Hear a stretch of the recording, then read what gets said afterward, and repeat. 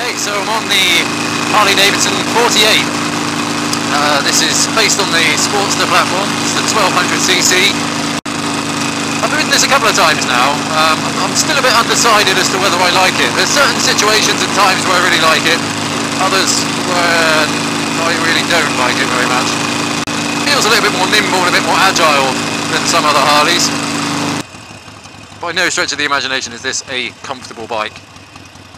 The seat is very hard, it's very small, there's very little stroke in the suspension, it's very soft. What? And there's no wind protection, it's narrow bars, your legs are in a bit of a strange place, there's nowhere to rest your legs. So yeah, it's not a particularly comfortable bike, it's not particularly good over long distance. Then that's not really what this bike's designed for, really. Yeah, the seat on this thing is bloody hopeless. When you get on the throttle, it just pushes you back into the seat, but there's no support at the back. So if you're not careful, you can go over a few bumps as well, and it just bumps you out of the seat. So there's a few moments where I've sort of been bumped out of the seat mid-corner and nearly ended up sitting on the rear fender. I keep having to sort of reshuffle and sit my ass back down on the seat properly, which is pretty ridiculous. So this is kind of Harley's more sporty Harley in their range.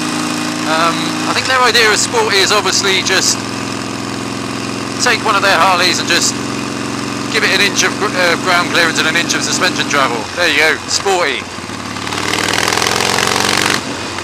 Saying that, it does have quite a responsive engine. It's a 1200, not the big 1600 like the others.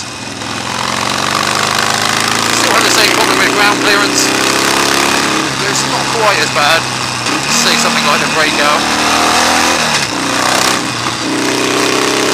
It does skip around a lot, like here. This is where it should be good, you know, twisty boats. But it just skips around, like mid-corner. If it hits a bump, it's just like this. It's actually not as compliant as most of the Softails I've ridden.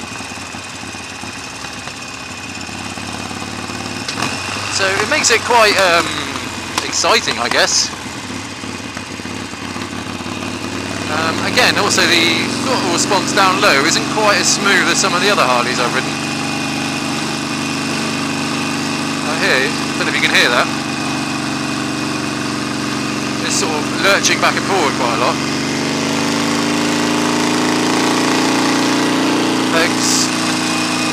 Saying that though, there is something quite joyous about this thing. The noise, the vibrations, it's in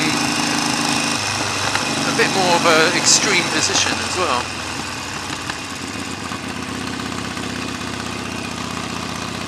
Oh, there's another one coming around here. That's kind of the worst possible bike really for overtaking horses. This is a bloody loud bike. Trying to go as quiet as I can, but sorry, I know I've got a really loud bike, sorry about that. See, it's not always about having loud pipes, especially when you don't want to scare animals. I don't care about scaring people.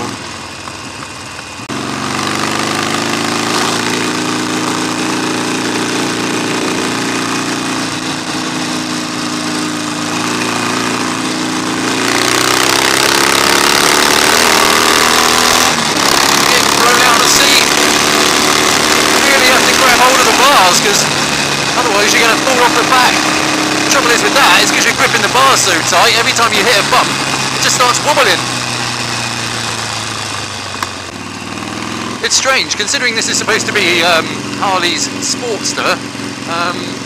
Compared to all the other Harleys that I've ridden so far, this one probably doesn't like being ridden quickly the most. It's quite skittish just because of the ergonomics and the way you have to grab hold of this thing.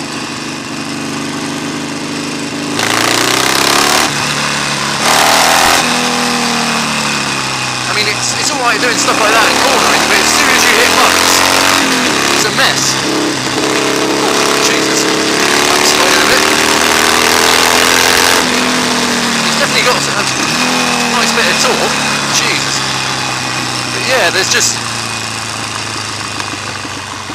no compliance in the suspension when you start pushing it. It just starts wobbling around a lot, which is fun, and as long as you're an experienced rider, it's not really an issue. But I can imagine, like, if you weren't a particularly experienced rider and jumped on this thing and tried to sort of rip it down a road quickly, it might surprise you a little bit, and not in a good way. So I realised I'm probably not being particularly complimentary about this bike so far, but these are just my observations. I suppose it probably mentions some things I do like about it. I like the power delivery. Compared to other Harleys, it seems to have a little bit more snap. I like the way it looks. I think it looks great. I love the sort of proportions of it. I love the way it sounds. And I love the way it goes around smooth corners. Like when you've got a smooth surface, this bike actually stays quite flat and doesn't move around too much. It's just when there's a lot of bumps that it kind of falls apart a bit. Just enough ground clearance for a Harley. I like how it's a little bit more compact and a little bit lighter than some of the other Harleys. So there are things I like about this bike. Let's rattle off a list of a few things I don't like about this bike. I don't like the tank. You can probably get about 80 miles on that tank. It's tiny. There's nowhere to put your legs or your knees, so your legs are just sticking out like this. I don't like that. The bars are a little bit of a stretch forward, so you can feel a bit of pressure in the middle of your back and at the bottom of your back. Don't like that either. The seat is just ridiculous, as I've already said. It's really hard, not incredibly supportive. You just want to fall off the back all the time. It bounces you out of the seat. So you really have to really grab hold of the bars really tightly, otherwise you're going to fall off. And that makes the bike skip around over the bumps. Sometimes something can be so bad, it's good. And I think this is a very conspicuous example of that.